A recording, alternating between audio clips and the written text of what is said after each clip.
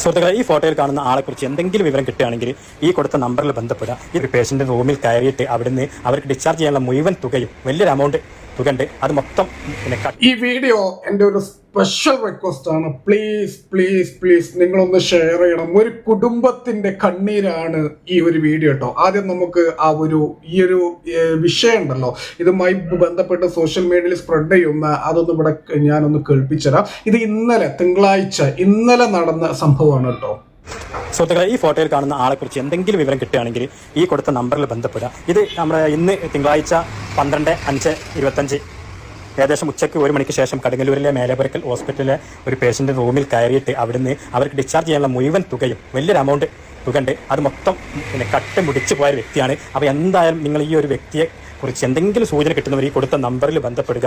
നിങ്ങൾ മാക്സിമം ഈ വീഡിയോ ഒന്ന് ഷെയർ ചെയ്യട്ടോ. കേട്ടപ്പോൾ കാര്യങ്ങളൊക്കെ മനസ്സിലായില്ലേ? എന്താ അല്ലേ ഇവനോടൊക്കെ പറയാ?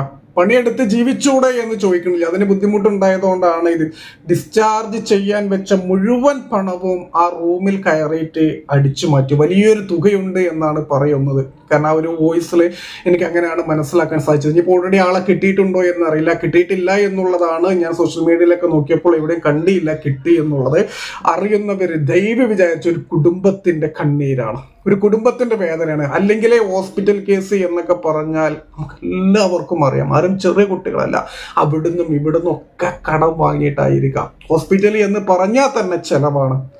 പാവം ആ ഒരു കുടുംബം ഈ പൈസ ഒരുക്കൂട്ടി ആ കുടുംബം ചിലപ്പോൾ ആരുടെയൊക്കെയോ കയ്യിൽ നിന്ന് അവിടുന്നും ഇവിടുന്നും ഒക്കെ വാങ്ങിയിട്ടായിരിക്കാം.